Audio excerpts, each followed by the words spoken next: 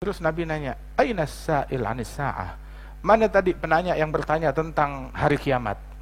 Orang ketika pertanyaannya ngawur, kasih jawabannya yang lurus, yang paling dia persiapkan untuk hari kiamat. Bekal utamanya apa? Bekal utama kamu? Ma'adatul habikathritus shalah wala siyam.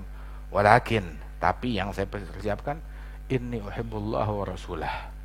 Saya cinta kepada Allah dan Rasulnya. Cintanya sama pemain bola, cintanya sama orang yang joget-joget, atau cintanya sama kadang tuh yang dicintain tuh, yang diidolakan orang yang seumur hidupnya nggak pernah sujud sekalipun juga buat Allah.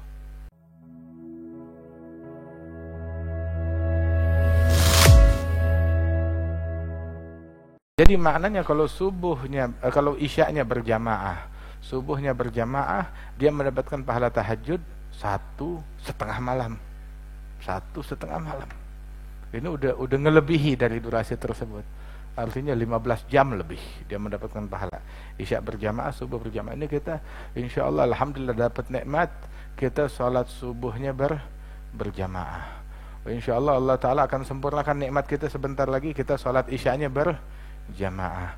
Tinggal yang nanti nih yang subuh nih, yang subuh usahakan subuhnya berjamaah. Tapi bagaimana subuh berjamaah? Yang datang ke sini kadang dari tempat-tempat yang jauh, ya nggak harus balik lagi ke sini, mungkin ke musola dekat dia, ke masjid sekitarnya, atau minimal ya kalaupun dia sholat subuhnya di rumah, maka di rumahnya itu dia sholat berjamaah sama anak, istri, keluarga berjamaah. Itu keutamaan sholat jamaah. Sejahat-jahatnya orang, kalau mau baik gampang. Kunci mau baik itu sih, untuk menjadi orang baik itu sih, ya, mulailah dengan sesuatu yang simpel. Di antara yang paling ampuh, sholat jamaah. Itu udah kunci kebaikan deh. Ntar dari situ bakal menular menuju kepada kebaikan lainnya. Itu Syekh Al-Habib Umar juga cerita, menukil daripada Imam Abdullah bin Abdul Haddad, yang bercerita di dalam salah satu kitab beliau, ada satu orang, dia ulama besar, orang soleh, kemudian ikut satu kafilah dalam perjalanan panjang dulu. Tiba-tiba kafilahnya dihadang oleh penyamun bersenjata, gerombolan, dan dirampok, dijarah. Ya pasrah semuanya, takut, dirampok barang-barang mereka. Terus dia perhatikan pimpinan penyamun tersebut, kepala gerombolannya, ternyata diperhatikan gak makan, gak minum, bibirnya kering. Ini orang puasa ini. Disamperin kepada pemimpin gerombolan, "Kamu puasa ya?" Dia bilang, "Iya." "Kok kamu tahu?" "Iya, saya tahu kamu lagi puasa." Cuma yang saya heran, saya mau tanya, kamu maling, pemimpin daripada gerombolan ini, kok puasa? Puasa sunnah, tapi kamu melakukan dosa besar. Maka itu si raja maling itu dia senyum, dia berkata, "Kita tahu diri kita jahat, tapi jangan tutup semua pintu kepada Allah Ta'ala. Jangan putusin semua kabel kepada Allah. Sisain satu sekoci untuk kita balik kepada Allah Ta'ala." Ini yang saya pakai. Nah ini puasa. Subhanallah. Bertahun-tahun kemudian, ulama ini saat dia pergi haji, ketemu itu orang lagi haji, lagi di multazam, lagi menempelkan badannya di multazam antara Hajar Aswad dan pintu Ka'bah. Dia nempel di dinding Ka'bah, lagi doa, menangis. Begitu rupanya dia udah taubat. Ditanya, "Kamu penyamun yang dulu?" "Oh itu udah lewat masanya. Saya sekarang udah taubat kepada Allah Ta'ala. Udah gak pernah bikin kejahatan lagi." Berkat kebaikan tersebut. Sebab kebaikan itu menular. Di antara kebaikan yang menular itu, ya ini, mulai itu sholat jamaah. Terus juga mau orang yang kelihatannya bandel, melakukan kejahatan, coba biasain tuh, kalau ngerjain apa-apa itu baca bismillah.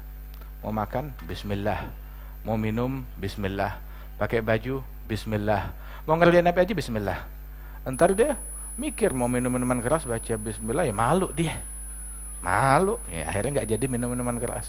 Mau melakukan pergaulan bebas, masa baca bismillah, astagfirullah deh, begitu nggak jadi. Mulai itu dari bismillah segala sesuatu. Subhanallah. Mulai dari hal-hal yang simpel, sunnah Nabi yang simpel, itu tuh semuanya bakal menjadi seperti tali yang menghubungkan kita. mengikat kita kepada kebaikan. Dan di antara tali yang paling kuat yang menghubungkan hamba kepada Allah adalah al-hubbu fillah wal bughdhu fillah min awthaqi ural iman. Cinta karena Allah, benci karena Allah adalah rantai iman yang paling kuat. Ini cinta karena Allah dan benci karena Allah. Nah, ini berkaitan dengan hadis berikutnya. Nabi bilang di dalam hadis ke-48, al-mar'u ma'aman ahab. Seseorang bersama yang dia cintai. Cinta kepada Allah, benci karena Allah. Cinta karena Allah, benci karena Allah adalah rantai iman, tali iman yang paling kuat. Iman tuh punya tali. Tali iman tuh ada banyak, termasuk birrul walidain, silaturahmi, kemudian juga sholat, puasa, jamaah, sampai menyingkirkan gangguan dari tepi jalan, dari jalanan yang mengganggu orang. Ada batu, ada duri, ada sampah, dia singkirkan. Itu juga termasuk keimanan. Tali-tali keimanan tuh ada banyak. Dan tali keimanan yang paling tinggi adalah la ilaha illallah.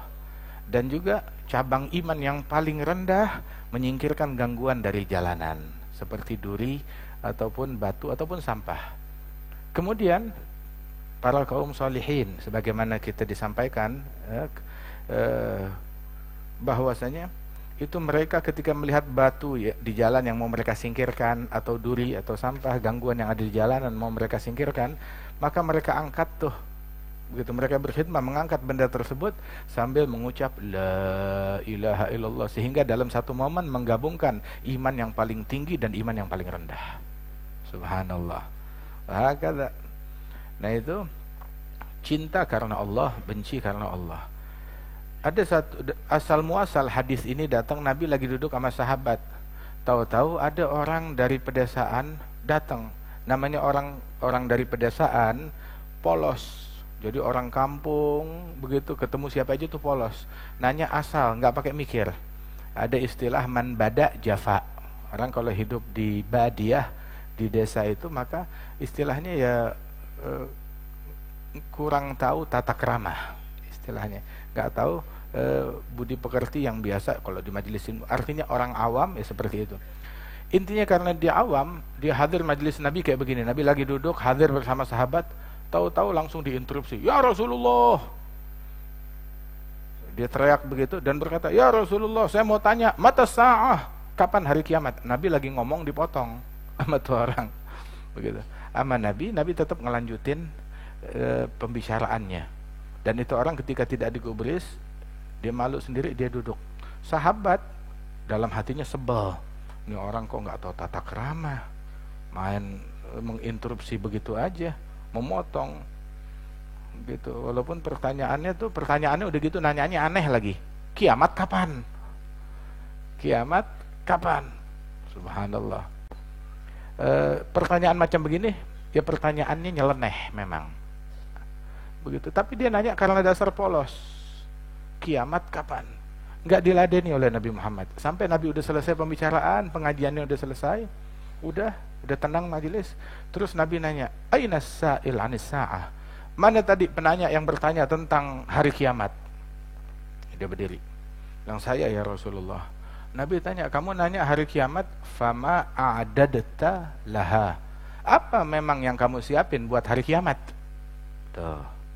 Orang ketika pertanyaannya ngawur, kasih jawabannya yang lurus, yang benar. Yang mengembalikan pertanyaan tersebut. Pertanyaan yang ngawur, kasih jawaban yang benar. Kamu nanya hari kiamat kapan? Emang apa yang kamu persiapkan untuk hari kiamat? Itu orang dia nunduk, dia bilang, "Ya Rasulullah." Emang orang polos, nggak ada niat kurang ajar, nggak ada niat untuk menodai majelis. Bilang, "Saya ma'adatulaha bikathratus siyam wala shalah." Persiapan saya bukan banyaknya sholat, bukan banyaknya puasa. Maknanya bukan dia nggak sholat, bukan dia nggak puasa. Sholatnya banyak, puasanya banyak, tapi bekal dia yang dia siapin buat hari kiamat bukan itu. Yang paling dia persiapkan untuk hari kiamat, bekal utamanya apa? Bekal utama kamu ma'adatul habikathritus shalah wala siyam. Walakin, tapi yang saya persiapkan, inni uhibbullah wa rasulah. saya cinta kepada Allah dan Rasulnya. Nabi dengar begitu tersentuh hati beliau. Termenung sesaat, terus Nabi bilang, almar'u ma'aman ahab. Seseorang bersama yang dia cintai. Itu begitu Nabi ngomong begitu, itu sahabat gemuruh. Gemuruh gimana? Girang. Sampai Sayyidina Anas bin Malik bilang, kita enggak pernah bergembira setelah bergembira dengan sesuatu, setelah kegembiraan kita dengan agama Islam, enggak pernah gembira dengan sesuatu seperti kegembiraan kita dengan hadis ini. Ini dengar hadis ini kita gembira banget. Yang tadinya kita kesel sama tuh orang, bilang wah berkat nih orang, kita semua kebagian berkah semuanya. Apa Nabi memberikan sebuah kaidah, almar'u ma'aman ahab, seseorang bersama dengan yang dia cintai. Sebab sahabat semuanya yakin cinta mereka kepada Nabi Muhammad. Itu sahabat cintanya sama Nabi Muhammad luar biasa. Luar biasa, kecintaan yang sangat besar terhadap Rasulullah. Dan banyak tuh bukti-bukti kecintaan para sahabat kepada Nabi Muhammad. Sayyidina Anas bin Malik waktu nyebut hadis ini, beliau bilang, "Ushidukum ya ashabi, aku persaksikan kalian wahai sahabat-sahabatku, inni uhibbullaha wa rasulahu wa uhibbu Abu Bakar wa Umar." Aku persaksikan kalian wahai sahabatku, aku cinta kepada Allah dan Rasulnya, dan aku cinta kepada Abu Bakar dan Umar. Katanya siapa namanya? Sayyidina Anas bin Malik radhiyallahu anhu ardah. Sebab mau cinta kepada Allah, cinta sama kekasih Allah Nabi Muhammad sallallahu alaihi wasallam. Begitupun juga mau mendapatkan cinta Rasul sallallahu alaihi wasallam, maka cinta kepada orang yang dicintai oleh Nabi Muhammad, yang dekat oleh Nabi Muhammad. Sayyidina Abu Bakar As-Siddiq, Sayyidina Umar ibn al-Khattab, ini dua orang yang paling dicintai oleh Rasulullah sallallahu alaihi wasallam. Dan juga Sayyidina Abu Bakar, yang mana Sayyidina Anas bilang, aku cinta kepada Allah, cinta kepada Rasulnya, dan aku cinta kepada Abu Bakar, dan cinta kepada Umar, dan aku berharap hari kiamat ngumpul bersama mereka, sesuai hadis Nabi Muhammad. Terus Abu Bakar As-Siddiq, itu beliau juga cinta kepada Rasulullah luar biasa. Saking cintanya kepada Nabi Muhammad, itu beliau tuh setelah Rasulullah wafat banyak menangis karena rindu kepada Rasulullah. Padahal beliau tuh waktu Nabi meninggal, beliau adalah orang yang paling tegar. Waktu Rasulullah wafat meninggal dunia, Sayyidina Abu Bakar masuk ke ruangan tersebut. Ke ruangannya Nabi, jenazahnya Rasul dimakamkan, disemayamkan, yang tertutup wajahnya. Maka Sayyidina dengan kain ditutup jasadnya Rasulullah dengan sorban. Kemudian Sayyidina Abu Bakar masuk. Begitu masuk ke situ, langsung dibuka tuh penutup wajahnya Nabi Muhammad, dicium keningnya Rasulullah. Begitu dicium keningnya Rasulullah, itu beliau terkagum dan berkata, ya Rasulullah. Dia bilang kepada Nabi Muhammad nih, dia bilang, Rasulnya udah wafat, tapi Sayyidina Abu Bakar ngomong kepada Nabi yang udah wafat. Untung di sana nggak ada yang bidah tuh, syirik tuh. Enggak. Nggak ada yang jerit begitu. Ngomong kepada Sayyidina Abu Bakar, kepada Nabi Muhammad, ya Rasulullah, tibta hayyan wa maita. Kamu tetap harum. Hidupmu saat kamu hidup harum, udah matinya juga tetap harum. Tetap harum. Sallallahu alaihi wasallam. Begitu Sayyidina Abu Bakar As-Siddiq. Beliau adalah orang yang paling tegar. Waktu Rasulullah wafat, Sayyidina Umar ibn al-Khattab dengar berita yang bilang Nabi Muhammad meninggal, saya penggal kepalanya, dihunuskan pedangnya. Udah kayak orang histeris. Begitu. Sampai Sayyidina Abu Bakar waktu masuk ke masjid, lihat Sayyidina Umar dengan menghunuskan pedang, bilang, ya Umar, uskut, diam, duduk. Suruh diam, suruh duduk. Terus Sayyidina Abu Bakar baru berkhutbah. Sayyidina Utsman bin Affan, itu beliau itu duduk, begitu dengar Rasulullah wafat, dia terduduk, udah nggak bisa berdiri, lemas badannya semuanya. Sayyidina Ali bin Abi Thalib nggak ngomong apa-apa. Khalas, sudah nggak nafsu bicara apapun juga. Dia khidmah, dia bantuin, dia turut memandikan jenazahnya Nabi Muhammad, tapi udah nggak bisa bicara, diam. Radhiyallahu anhu warḍah. Bahkan sahabat semua dalam keadaan yang luar biasa. Tapi yang paling teguh Sayyidina Abu Bakar Siddiq. Tapi setelahnya itu, beliau itu tiap kali khutbah terus mengingat Nabi Muhammad SAW, saat berkhutbah, pernah dulu aku bersama Rasulullah di jalanan ini atau di bawah pohon ini, aku bersama Rasulullah sallallahu alaihi wasallam. Baru nyebut Rasulullah, nangis langsung. Nangis sampai semua yang di majelis turut nangis karena tangisannya Abu Bakar As-Siddiq. Sayyidina Abu Bakar. Sekali itu malam hari itu terbangun istrinya nyari di ranjang, tidak ada Sayyidina Abu Bakar. Lihat mana Abu Bakar, lagi mojok di pojokan kamar, nunduk, dia taruh wajahnya di antara kedua lututnya, lagi nangis. Dia bilang, suamiku, kenapa kamu nangis? Ada sakit atau ada berita apakah yang membuat engkau sedih? Maka dia bilang, saya nangis, ashtagu ila Rasulillah, aku rindu kepada Rasulullah sallallahu alaihi wasallam. Kita kapan pernah nangis begitu tengah malam? Lagi punya utang banyak, kita nangis. Begitu. Gagal meraih kepentingan duniawi, kita nangis. Motor hilang, nangis. Begitu kena tilang, nangis. Begitu dompet hilang, handphone hilang, nangis. Tapi nangis buat Quran, nangis rindu kepada Nabi Muhammad, itu kita kurang urusan begitu. Sayyidina Abu Bakar malam kebangun, nangis. Kenapa rindu kepada Rasul sallallahu alaihi wasallam. Terus beliau tuh setelah Rasulullah wafat, usianya nggak panjang, ya, nggak nyampe 3 tahun. Setelah Rasulullah wafat, baru wafat Sayyidina Abu Bakar. Meninggalnya juga di usia yang sama. Nabi meninggal usia 63, Sayyidina Abu Bakar meninggal usia 63. Sayyidina Umar itu masih belasan tahun menjabat sebagai khalifah, dan meninggalnya dalam usia 63 juga. Sayyidina Utsman panjang usianya, ya, hampir 80. Sayyidina Ali bin Abi Thalib meninggalnya usia 63 tahun, sama seperti Rasulullah sallallahu alaihi wasallam. Hadza Sayyidina Abu Bakar As-Siddiq radhiyallahu anhu ardah, itu sampai tercium tuh dari nafas beliau. Kalau tahak atau nafas tuh orang yang dekat dengan beliau, tercium tuh dari mulutnya itu seperti bau daging panggang atau ati yang matang, yang terbakar. Tercium aroma dari itu. Bilang, kenapa? Hati yang panas terpanggang oleh cinta kepada Nabi Muhammad. Subhanallah. Nabi mengisyaratkan, ma fadalakum Abu Bakar bisyai illa bima wugira fi qalbih. Abu Bakar, kelebihan beliau tuh bukan dengan sholatnya atau puasanya. Sholatnya luar biasa, puasanya, sedekahnya, infaknya. Tapi kelebihan beliau dibanding sahabat-sahabat yang lain, tahu gak apa? Apa yang ada di dalam hatinya? Ada apa di dalam hatinya? Cinta yang luar biasa kepada Nabi Muhammad sallallahu alaihi wasallam. Itu beliau tuh sekali tuh kalau udah ngelihat siapa namanya, cucunya Rasulullah, Sayyidina Hasan wal Husain, digendong, dipeluk. Ini Sayyidina Abu Bakar khalifah, istilahnya presiden, wibawa, orang takut gentar. Hatta Sayyidina Umar bin Al-Khattab gentar sama Sayyidina Abu Bakar.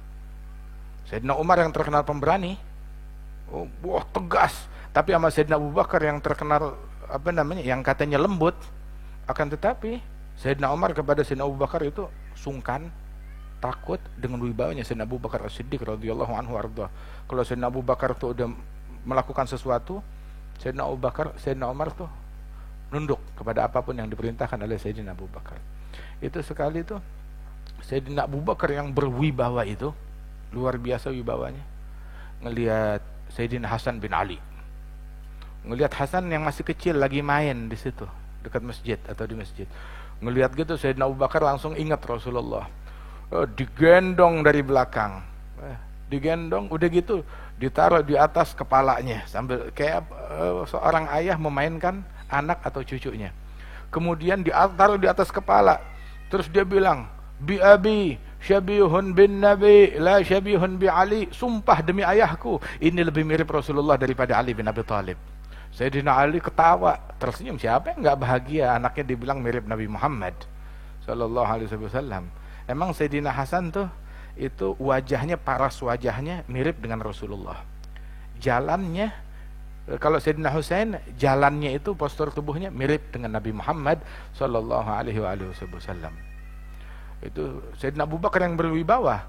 Kalau udah ngelihat Sayyidina Hasan, Sayyidina Husain, udah lupa sama khilafahnya, lupa siapa dia, udah khalas, udah hanyut. Itu sambil digendong, sambil berdendang, sambil bergoyang. Bi abi syabih bin Nabi la syabih bi Ali.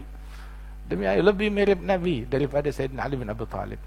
Itu beliau sampai bilang saking cintanya kepada Rasulullah, urgubu Muhammadan fi ahli baitih. Cari Rasulullah. Di mana mau cari Rasulullah? Nyari apanya? Cari ridhonya. Cari, kamu mau dapat perhatian Nabi, cari perhatiannya Nabi. Bagaimana? Fi ahli baitih, dengan perhatiannya kepada cucunya Nabi Al-Hasan wal Husain wa Sayyidatuna Fatimah.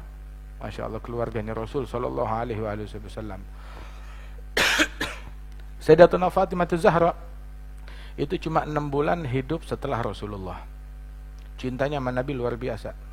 Waktu Nabi lagi sakaratil maut, lagi dalam sakit beliau menjelang wafat, Siti Aisyah meriwayatkan sebagaimana dalam Sahih Bukhari, datang Siti Fatimah masuk. Sebab Nabi itu meninggal di rumahnya Siti Aisyah, dirawat sampai akhir hayatnya itu di rumahnya Siti Aisyah. Maka datanglah ini Sayyidatuna Fatimah ke rumahnya Siti Aisyah. Siti Aisyah bilang, sungguh cara jalannya Siti Fatimah sama persis dengan cara jalannya Nabi Muhammad, katanya Siti Aisyah. Terus mendekat. Begitu Rasulullah ngelihat Siti Fatimah lagi sakit, ngelihat Siti Fatimah girang bahagia, panggil, sini putriku, sini. Mendekat, sampai dekat kepada sini, mendekat lagi. Terus sudah gitu ditarik tuh Siti Fatimah, dibisikin sini. Saat dibisikkan sesuatu, begitu dibisikin Siti Fatimah nangis terseduh-seduh. Bingung semua, nangis. Apa yang dibisikin? Begitu. Enggak lama, udah selesai dibisikan masih nangis, terus dipanggil lagi, sini. Datang. Dibisikin lagi di telinga yang lain. Saat dibisikkan, tertawa, senyum tertawa. Siti Aisyah bilang, ini ketawa sama nangis, kok jedanya tuh dekat banget. Nangis terseduh-seduh, tahu-tahu tertawa terbahak-bahak. Tertawa, senyum, ketawa lebar. Akhirnya Siti Aisyah nanya, Fatimah, Nabi bisikin apa buat kamu?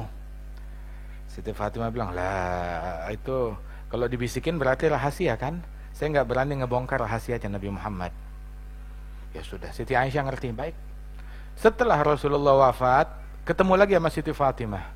Siti Aisyah nanya, Fatimah, tuh Rasulullah sebelum wafat ngomong apa sih ke kamu yang kamu nangis sama yang kamu ketawa itu? Oh itu, sekarang kalau Rasulullah udah wafat saya ceritain. Waktu bisikan yang pertama tuh, Rasul bilang kepada saya, Fatimah, sesungguhnya tiap bulan Ramadan tuh malaikat Jibril tadarus Quran sama saya turun tiap hari 1 kali untuk tadarus Quran bersama saya. Tapi tahun ini malaikat Jibril turun 2 kali. Turun 2 kali. Tahu gak kenapa? Soalnya tahun depan nih gak bakal ketemu saya lagi. Saya nggak bakal ngalamin Ramadan tahun depan. Dan ini nih sakitnya saya yang sekarang, ini adalah sakit kematian saya, kata Nabi Muhammad. Dengar gitu nangis Siti Fatimah. Siapa yang nggak nangis? Begitu dengar kekasihnya bilang, ini sekarang nih saya akan meninggal dunia, nangis. Itu yang kamu lihat saya menangis gara-gara itu.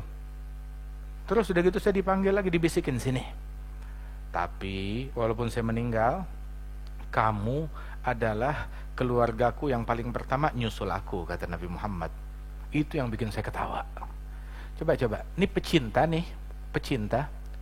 emang aneh, unik.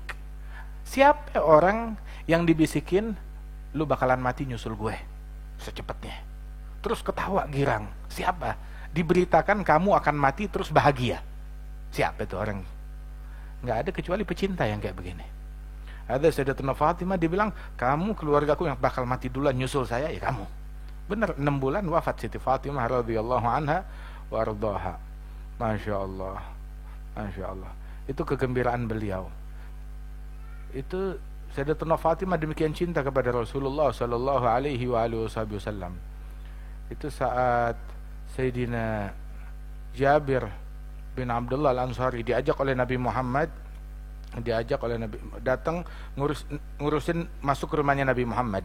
Di situ tuh di rumahnya Sayyidina Ali, rumahnya Sayyidatuna Fatimah. Situ Fatimah di bagian belakang lagi bebenah atau lagi nyiapin sesuatu buat Rasulullah. Terus sudah gitu di situ ada Sayyidina Hasan, Sayyidina Husain main di badannya Nabi Muhammad. Sayyidina Ali bin Abi Thalib lagi tidur di pinggiran, di dalam kamar mojok situ lagi tidur. Sayyidina Jabir lagi khidmah kepada Rasul, terus Nabi bilang, Jabir bin Abdullah Al-Ansari, labbaik ya Rasulullah, tahu gak nih, ama tadri anna ibni hadha Al-Hasan wal-Husain, putraku, cucuku Al-Hasan wal-Husain, wa ummuhuma, dan ibunya dia tuh yang lagi di dapur tuh, wa dzakan naim, dan orang yang lagi tidur, saya, cucuku Al-Hasan wal-Husain, ibunya tuh Fatimah, sama tuh orang tuh yang lagi tidur, Sayyidina Ali.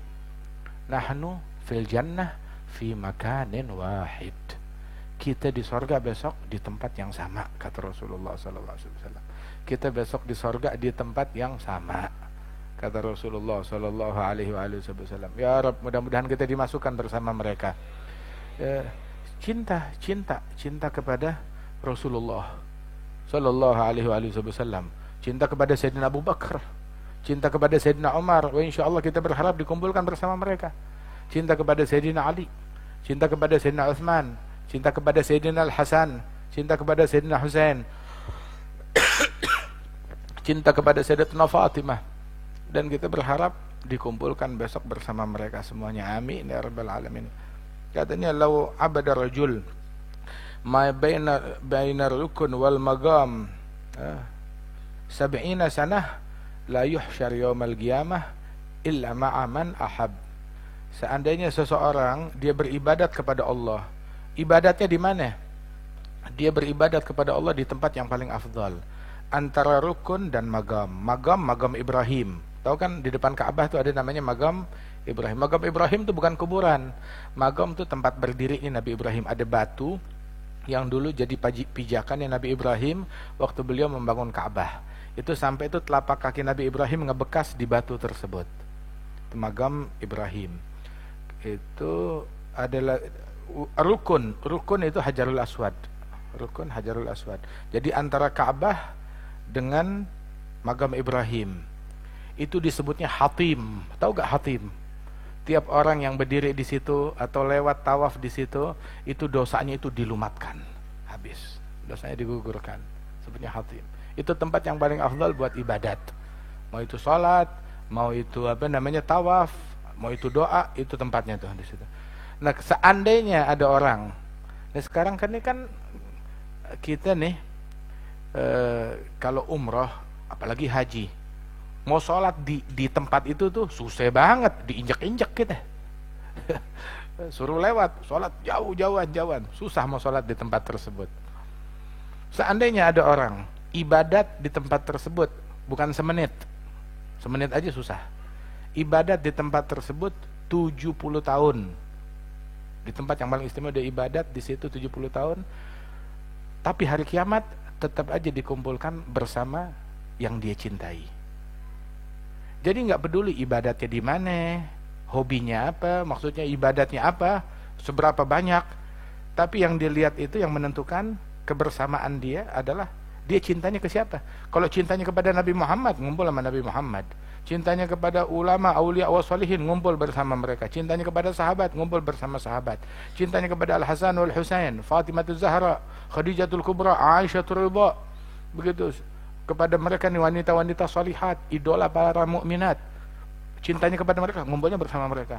Tapi kalau cintanya sama petinju, cintanya sama pemain bola, cintanya sama orang yang joget-joget, atau cintanya sama kadang tuh yang dicintain tuh, yang diidolakan orang yang seumur hidupnya nggak pernah sujud sekalipun juga buat Allah. Seumur hidup nggak pernah sujud sekalipun buat Allah. Terus itu yang digandrungi sama anak-anak kita. Seumur hidupnya nggak pernah sholat 1 rakaat pun juga. Terus itu yang digandrungi sama anak-anak kita.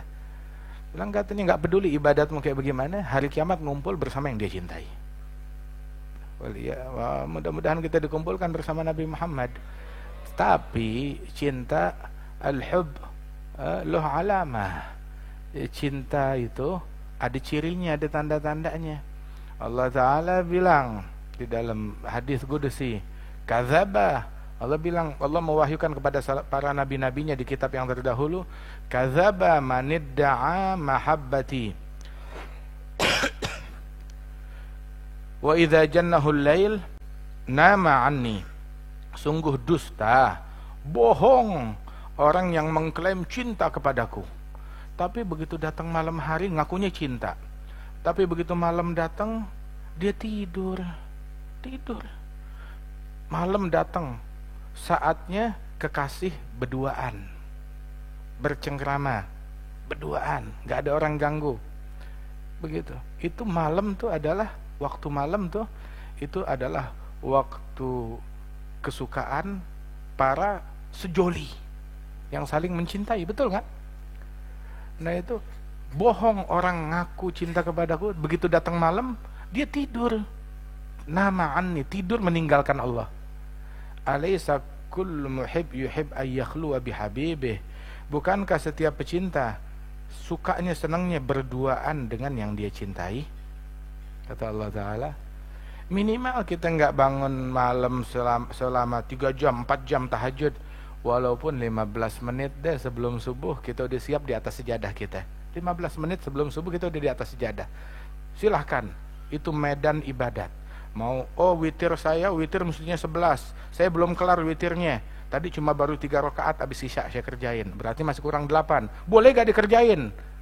Kan udah witir tadi 3. Ini kalau bangun nih, boleh gak dikerjain sebelum? Boleh, kerjain.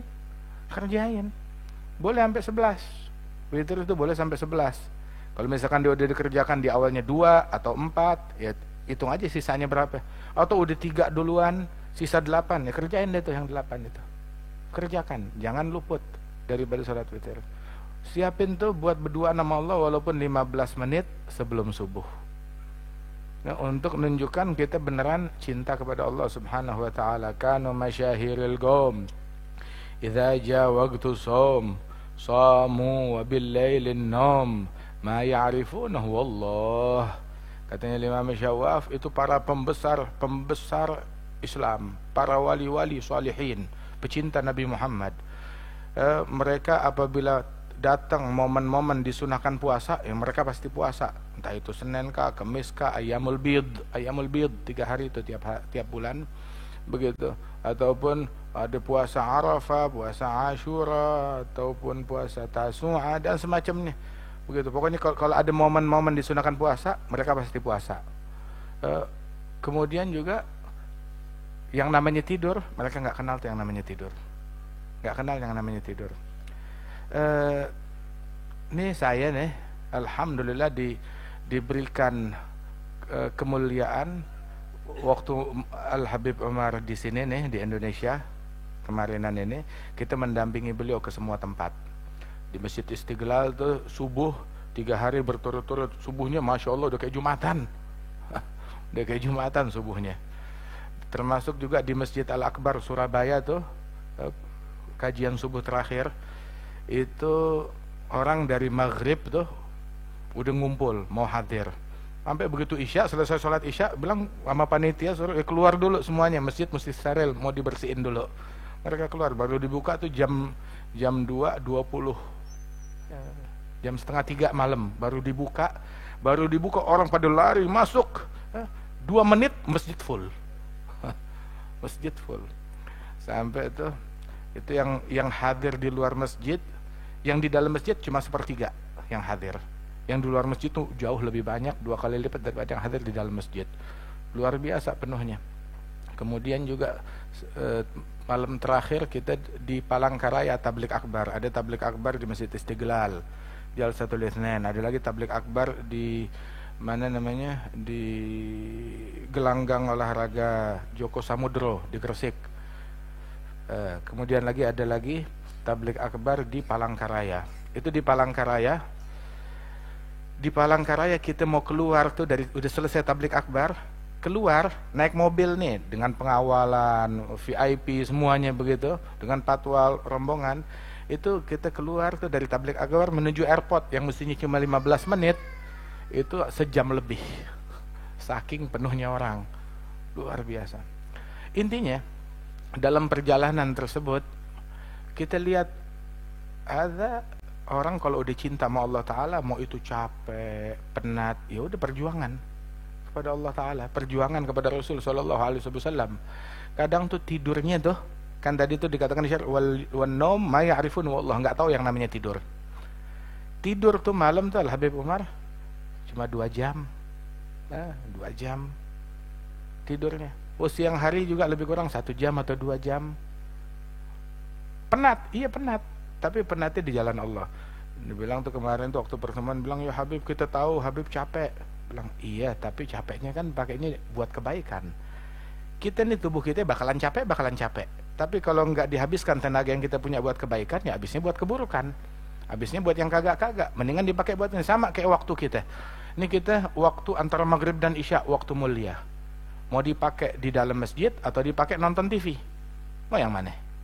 Kita kita pakai di dalam masjid, pahalanya besar, anugerahnya besar. Itu disebutkan tuh di dalam riwayat Rasul sallallahu alaihi wasallam mengatakan man ghada aw raha ila masjid liyata'allama baban min al-ilm aw liyu'allimahu insarafa bihajjatin tamatin. Itu barang siapa yang pergi ke masjid, dia datang ke masjid untuk belajar ilmu agama atau untuk mengajarkan satu kajian ilmu agama, untuk belajar atau mengajar, maka dia pulang dari masjid mendapatkan pahala haji sempurna. Masya Allah, haji mabrur, sa'i masykur. Tapi yang belum haji tetap masih wajib haji lagi. Ini pahalanya kita udah dapat, tapi kewajibannya belum gugur. Atau tidurnya sampai seperti itu. Ma ya'rifuna Allah. Enggak tahu yang namanya tidur. Enggak tahu yang namanya tidur. Kenapa mereka enggak tidur? Sebab mereka cinta. Orang kalau udah cinta, ya begitu. Nabi Muhammad sallallahu alaihi wasallam la tarahu illa ghadiyan aw raiha. Engkau tidak akan temukan Rasulullah melainkan dia sibuk. Entar jalan ke sana, jalan ke sini, udah bolak-balik ngurusin umat ke sana ke sini, mundar-mandir dah sallallahu alaihi wasallam. Sampai dibilang Nabi Muhammad itu sifatnya daimul fikrah, galil rahah, la tarahu illa ghadiyan aw raiha. Beliau tuh selalu banyak merenung, mikir buat umat. Sedikit istirahat. Selalu sibuk sallallahu alaihi wasallam. Dan itu nih semua hadis yang disampaikan itu ya kita lihat, kita terjemahkan dalam diri guru-guru kita yang menerjemahkan Rasulullah dalam keseharian mereka. Ya Allah, almar'u ma'aman ahab. Ciri orang kalau cinta sama seseorang, satu, banyak mengingat orang tersebut, banyak disebut, banyak diingat. Ada orang, saya cinta sama Nabi Muhammad, tapi kamu jangan sebut-sebut Nabi Muhammad depan saya. Aneh. Cinta Nabi tapi jangan sebut Nabi, pokoknya jangan sebut tentang Nabi deh. Saya mau cerita Nabi lahirnya kayak begitu, jangan diceritain. Nabi sifatnya jangan disebutin. Nabi akhlaknya jangan. Lo katanya, ya saya cinta banget sama Nabi, tapi nggak usah sebut-sebut Nabi depan saya. Setiap pecinta suka kalau orang yang dia cintai disebut di hadapannya, disebut. Makanya tuh ahli sunnah wal jamaah dalam majelis mereka tuh, sahabat dalam majelis mereka yang diceritain Rasulullah, selalu ceritanya tentang Rasulullah, yang disebut tentang Rasul sallallahu alaihi wasallam. Semua sahabatnya Nabi yang mereka sebut Rasulullah. Sampai Sayyidina Anas bin Malik yang disebut Rasulullah. Itu beliau bilang, saya didoain nama Nabi Muhammad dengan 4 doa. Doa yang pertama adalah saya didoakan oleh Rasul sallallahu alaihi wasallam, barik fi umrih, panjangin umurnya, luasin rezekinya. Kalau luasin rezeki, kamu lihat nih, saya orang yang paling kaya di negeri ini, kata Sayyidina Anas bin Malik. Itu sampai itu kalau lagi musim kemarau, orang dilanda paceklik, hujan gak turun setetes pun juga, itu Sayyidina Anas datang ke kebunnya tuh, kemarau, hujan gak turun, dia gelar sejadah, dia sholat 2 rakaat. Begitu sholat 2 rakaat, doa, langsung tuh awan berkumpul, turun hujan. Dia perintahkan pembantunya, cari ini hujan nih, berakhirnya sampai kemana. Dia naik kuda tuh, patroli di kebun, sampai ke ujung begitu. Itu hujan cuma sampai ke batas kebunnya Sayyidina Anas bin Malik. Di luar kebunnya Sayyidina Anas nggak kena hujan. Berkahnya Rasulullah. Terus saya didoain biar panjang umur sama Nabi Muhammad. Sayyidina Anas itu waktu terjadi wabah penyakit, itu ada 70 anak beliau dia kubur sendiri. Anaknya banyak. Barik fi ahli wa mali. Anaknya tuh banyak. Diberikan keberkahan dalam hartanya banyak. Keberkahan dalam anak-anaknya, itu anak cucunya banyak. Waktu terjadi wabah yang dia kubur aja tuh dengan tangannya tuh lebih dari 70 orang. Dari keluarganya yang meninggal dunia, anaknya beliau. Anaknya. Terus saya bilang nih anak, bukan cucu ya, anak. Itu waktu beliau meninggal dunia, itu anak dan cucunya itu lebih dari 120 orang. Sayyidina Anas bin Malik, Masya Allah, luar biasa. Itu udah sekampung itu, Sayyidina Anas bin Malik. Tuh. Terus udah gitu, berkah, harta berkah, keluarga berkah, umur panjang, dan beliau termasuk salah seorang sahabat yang paling akhir meninggal dunia. Umurnya, bilang saya ini panjang umur, doanya Rasulullah, sampai saya bosan hidup. Lama banget, sampai bosan hidup, lama banget. Masya Allah. Sayyidina Anas bin Malik. Tinggal tuh nih 3 doa nih udah terwujud. Tinggal doa yang keempat. Apa? Adkhilhul jannah. Kata Nabi, masukin ke dalam surga. Ini doa yang keempat yang lagi saya tungguin nih. Yang 3 dikabulin, insya Allah yang keempat juga kabul. Kata Sayyidina Anas bin Malik. Sayyidina Bilal cinta banget sama Nabi Muhammad. Itu beliau begitu Rasulullah wafat meninggal dunia, udah nggak mau azan lagi. Saya cuma azan buat Nabi Muhammad. Nabi udah wafat, saya udah nggak berani azan lagi. Dipaksa-paksa nggak mau azan. Azan cuma buat Nabi Muhammad. Udah gitu Bilal nggak betah tinggal lama-lama di Madinah setelah wafatnya Rasulullah. Bilang, saya kalau hidup di Madinah lama-lama nggak bisa hidup, bakalan mati. Kenapa? Ya bayangin, ngelihat jalanan, kebayang dulu saya jalan di jalanan ini sama Nabi Muhammad. Ngelihat pohon, dulu saya ngadem di sini sama Nabi Muhammad. Ngelihat batu, dulu saya nongkrong sini duduk sama Nabi Muhammad. Begitu akhirnya nggak bisa makan, udah pindah. Dia pindah ke mana namanya, ke Syam. Alhasil di suatu malam dia mimpi Rasulullah. 1 tahun setelah beliau pindah, mimpi Rasulullah. Rasul bilang, ya Bilal, ama tashtaq an tazurani, kamu nggak kangen nengokin saya? Kata Rasulullah. Oh, dikangenin sama Nabi Muhammad. Kita semuanya rindu sama Rasulullah, tapi ada orang-orang yang Nabi Muhammad rindu sama dia. Ya, mudah-mudahan kita dijadikan orang tersebut. Nah itu Sayyidina Bilal begitu pagi harinya, dia bilang sama keluarganya, saya mau jalan. Kemana? Ke Madinah. Ribuan kilo. Nggak mau tahu, pokoknya jalan hari ini juga. Orang mau jalan ribuan kilo, kita nggak bisa mendadak. Apalagi zaman dulu, naik onta. Nah nggak mau tahu, sekarang jalan hari ini juga. Siapin bekal, jalan deh. Kenapa? Dipanggil sama Nabi Muhammad. Datang masuk ke Madinah, ziarah kepada Nabi Muhammad di makamnya Rasulullah, ziarah kepada Rasulullah. Habis ziarah itu sahabat semuanya ngelihat Bilal, Sayyidina Abu Bakar, Sayyidina Umar, Sayyidina Utsman, Sayyidina Ali, semuanya girang. Bilal, azan nih ntar ya. Enggak, saya enggak azan setelah Rasulullah. Sayyidina Abu Bakar minta, enggak. Sayyidina Umar minta, enggak diturutin. Siapapun minta, enggak ada, saya enggak azan. Setelah Nabi wafat saya enggak azan buat siapapun. Lihat Sayyidina Hasan dan Sayyidina Husain.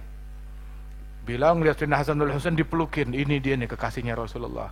Sebab ini apa namanya, kedua anak ini, Nabi lagi sholat, mereka naik ke kepalanya Rasulullah.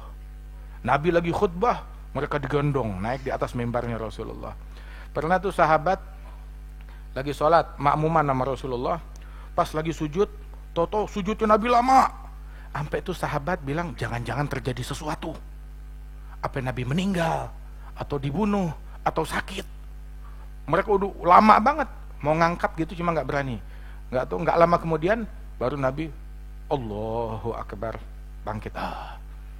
Begitu selesai salam, sahabat pada heran, kenapa lama? Apa sakit atau ada wahyu? Nabi ngelihat keheranan di wajah mereka, pada heran ya kenapa lama? Lah nggak ada apa-apa kata Nabi. Cuma tadi pas saya sujud, Al Hasan wal Husain cucuku tuh naik ke kepala saya, begitu, ke kepala saya, begitu. Maka saya biarin mereka sampai selesai dulu, baru mereka, begitu mereka turun baru saya bangkit. Kenapa? Sebab Sayyidina Hasan wal Husain biasa tuh kalau Nabi dalam posisi begitu dia main kuda-kudaan, naik ke badannya Rasulullah. Sayyidina Abu Bakar pernah masuk ke dalam rumah tuh, ada Sayyidina Hasan wal Husain lagi main kuda-kudaan, naik di punggungnya Nabi Muhammad, di badannya Nabi. Sayyidina Abu Bakar bilang, Masya Allah, ni'mal jamal jamalukuma. Hasan, Husain, ini sebaik-baiknya unta, dalam tanda kutip, sebaik-baiknya tunggangan, ini yang kalian tunggangi, ini nggak ada tunggangan yang lebih baik dari dia. Terus Nabi kepada Sayyidina, Nabi bilang, nengok ke Sayyidina Abu Bakar, Abu Bakar, wa ni'mal farisan wa ni'mal rakiban huma, dan sebaik-baiknya penunggang adalah mereka berdua ini, kata Rasulullah sallallahu alaihi wasallam. Itu Sayyidina Bilal ngelihat nih cucunya Nabi dipelukin, diciumin. Terus Sayyidina Hasan Husain bilang, Bilal, naam, kita punya permintaan, siap, apa aja buat kalian, ntar azan ya.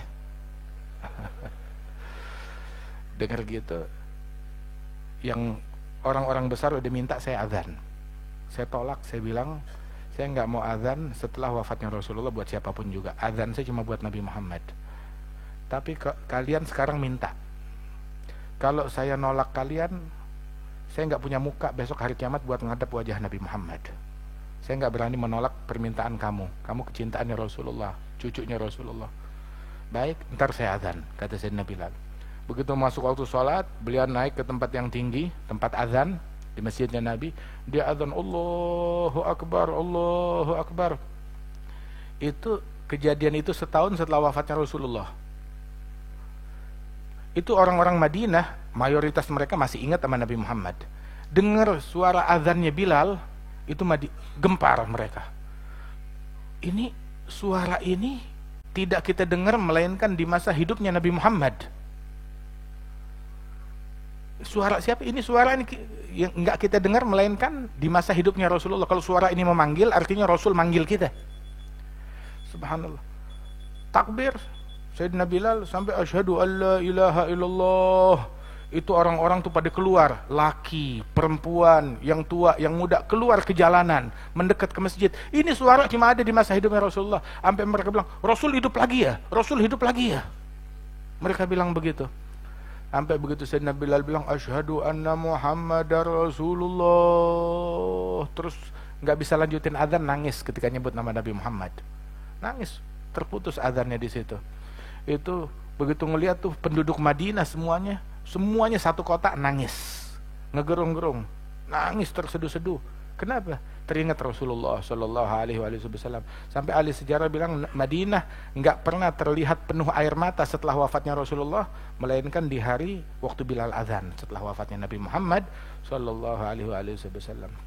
Itu keadaan para pecinta Rasul Shallallahu Alaihi Wasallam. Makanya orang tuh kalau hidup tanpa cinta, ibadatnya hambar. Iman nggak ada cinta, imannya hambar, imannya kering. Soalnya tuh cinta sama iman nggak dipisahkan. Nggak ada cinta berarti nggak ada iman. Mengklaim iman tapi nggak ada cinta, ya, imannya itu dipertanyakan. Sungguh, la yu'minu ahadukum hatta akun ahab ilaih. Nggak beriman salah seorang kalian hingga aku menjadi orang yang paling dia cintai, lebih daripada dirinya sendiri, lebih daripada keluarganya, anaknya, hartanya, dan semua manusia.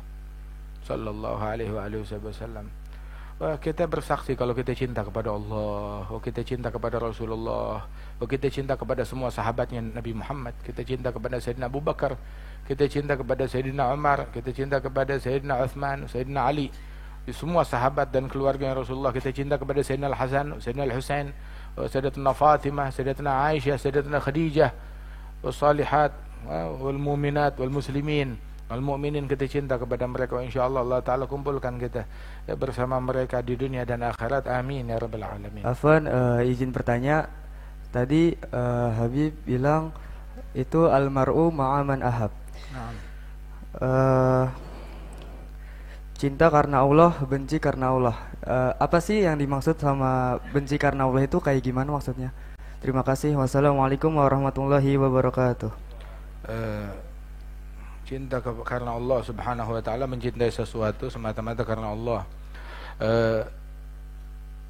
Dalam hadis, wajabat mahabbati lil mutahabbina fiyya wal mutajalisina fiyya wal mutazawirina fiyya wal mutabadzilina fiyya. Ada 4, wajib pasti huggat mahabbati, pasti akan mendapatkan berhak kecintaan dari Allah. 4 kelompok. Kelompok pertama, al-mutahabbin fiyya, yang saling cinta karena Allah. Yang kedua, saling berziarah, berkunjung karena Allah, saling datang berkunjung karena Allah. Yang ketiga, saling duduk bersama-sama karena Allah, kumpul karena Allah. Yang keempat, saling andil, saling berkorban satu sama lain karena Allah Ta'ala. Di muka bumi kumpulan banyak, tapi yang karena Allah sedikit. Duduk nongkrong bareng banyak, tapi yang karena Allah sedikit. Saling perkunjungan satu sama lain banyak, tetapi yang berkunjung karena Allah sedikit. Alhamdulillah Allah Ta'ala jadikan kita ngumpul di sini karena Allah Subhanahu Wa Ta'ala. Kita datang karena Allah dari rumah kita duduk karena Allah. Insya Allah kita saling cinta karena Allah Subhanahu Wa Ta'ala. Itu katanya orang yang kayak begitu wajib pasti mendapatkan cinta dari Allah Subhanahu Wa Ta'ala. Itu dikatakan, ya, ini kita ngumpul di sini apa kita karena harta? Yang masuk, yang datang dapat duit 1 miliar pulang, ntar ngantri situ minta, ya, enggak kan?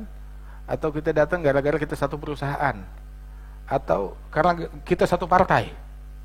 Ya, enggak ada urusannya sama partai, enggak ada urusannya sama partai. Satu calon, coblosannya bareng ntar, enggak, bebas, enggak ada hubungannya sama begituan semuanya. Kita segala percintaan karena selain Allah ujung-ujungnya bubar. Lihat kan, segala macam cinta karena Allah belok. Yang karena Allah langgeng, tapi yang bukan karena Allah ujung-ujungnya bubar. Ente lihat hubungan yang bukan karena Allah Ta'ala, saling bela, saling dukung, ya begitu. Karena dunianya habis, cintanya habis. Karena tahtanya habis, kadang tahtanya belum habis sudah bubar. Tapi yang karena Allah itu bakal tetap langgeng, tetap abadi. Mau cinta sama seseorang, cintai dia karena Allah.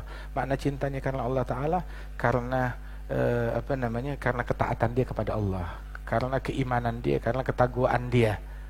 Begitu. Karena Allah Ta'ala suruh kita cinta kepada dia. Allah nyuruh kita cinta kepada Nabi Muhammad. Allah suruh kita cinta kepada sahabat Nabi. Allah suruh kita cinta kepada keluarganya Nabi. Masya Allah, suruh kita cinta kepada mukminin. Innamal mu'minuna ikhwah. Suruh kita cinta. Itu makna cinta karena Allah Ta'ala. Dan juga benci karena Allah. Kita benci kemaksiatan yang dilakukan oleh orang yang tukang maksiat. Kita bukan benci orangnya, kita benci kemaksiatannya. Kita benci kepada kekafirannya orang kafir. Bukan orang kafirnya yang kita benci, tetapi kekafirannya yang kita benci. Kekufurannya dia, itu yang kita benci. Maksiatnya dia yang kita benci. Adapun orangnya, kita mau dia masuk surga. Kita mau dia mendapatkan anugerah dari Allah Ta'ala, dapat rahmatnya Allah Subhanahu Wa Ta'ala dengan menempuh jalan hidayat yang diridhai oleh Allah Subhanahu Wa Ta'ala.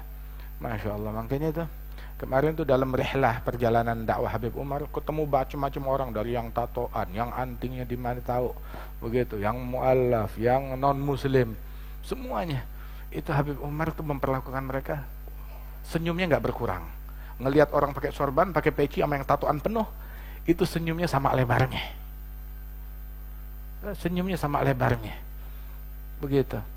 Sampai itu perangainya Nabi ya, perangainya Nabi Muhammad. Kalau ada orang tuh salaman tuh pamitan tuh, itu sampai tangannya dipegangin terus sama Nabi Muhammad, sampai tuh orang yang malu sendiri dia yang lepas dari tangannya Rasulullah Sallallahu Alaihi Wasallam. Tiap orang yang duduk tuh berasa dirinya tuh paling disayang, paling diperhatikan. Masya Allah, ada mawaris. Alhamdulillah, cinta karena Allah, benci karena Allah Subhanahu Wa Ta'ala. Allah zayyan fi qulubikum al-iman wa karaha ilaikum al-kufra wal fusuqa wal isyan. Allah menghiasi keimanan dan ketaatan dalam hati kalian, itu anugerah. Dan anugerah ketika Allah Ta'ala membuat kita benci kepada kemaksiatan, benci kepada kekufuran, benci kepada kefasikan. Adapun orang-orang yang melakukannya, kita doain insya Allah Allah Ta'ala masukkan mereka di dalam orang yang taat dan beriman.